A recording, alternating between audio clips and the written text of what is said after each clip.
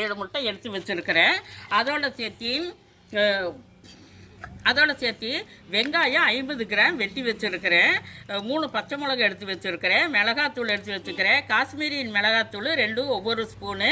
அடுத்தது சாம்பார் தூள் கொஞ்சம் 1 ஸ்பூன் எடுத்து வச்சுருக்கிறேன். தேங்காய் 2 பல் தேங்காய் இப்படி சின்னதாக அரைச்சி வச்சுருக்கிறேன். மஞ்சத்தூள், தேவையான அளவு உப்பு, கடுகு, உளுந்த பருப்பு, வெந்தயம் எல்லாம் வச்சுக்கிறேன். வாங்க வீடியோவில் பார்க்கலாம். இப்போ நான் 1.5 ஸ்பூனு எண்ணெய் ஊற்றிக்கிறேன்.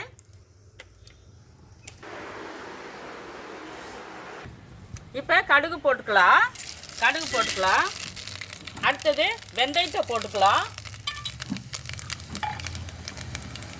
அடுத்தது வெங்காயம் போட்டுக்கலாம். சோம்பு வச்சுருக்கேன், சோம்பு போட்டுக்கலாம்.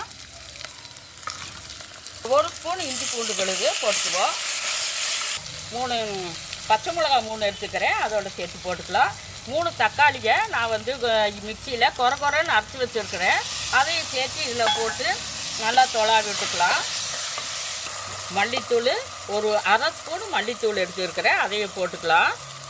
அடுத்தது மிளகாத்தூள் 1 ஸ்பூன் எடுத்துக்கிறேன், அதையும் போட்டுக்கலாம். கலருக்காக காஷ்மீரியின் மிளகாத்தூள் அது 1 ஸ்பூன் எடுத்துருக்கிறேன், அதையும் சேர்த்து போட்டுக்கலாம்.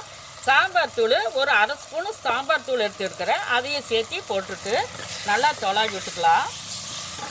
அதோட மஞ்சத்தூள் 1/2 ஸ்பூன் மஞ்சத்தூள் எடுத்துக்கிறேன், அதையும் சேர்த்து போட்டுக்கலாம்.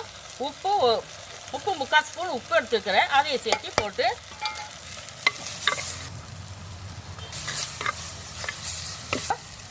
கொஞ்சம் தண்ணி ஒரு 1/2 டம்ளர் தண்ணி ஊற்றிக்கலாம்.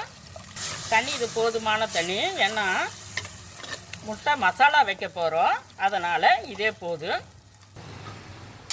இப்போ நல்லா மசாலா நல்லா கரெக்டாக ஆயிடுச்சு. இப்போ அதோட சேர்த்து தேங்காய் விழுது போட்டுக்கலாம். தேங்காய் பூவு இப்படி போட்டுக்கலாம். முட்டை 2 வெட்டி வச்சுருக்குறோம், அதையும் சேர்த்து இப்படி போட்டுக்கலாம். சூப்பராக ஆயிடுச்சு. ஏன்னா முட்டை 2 கட் பண்ணி போடணும். இப்போ கொத்தமல்லி தழை போட்டு நம்ம இறக்கலாம்.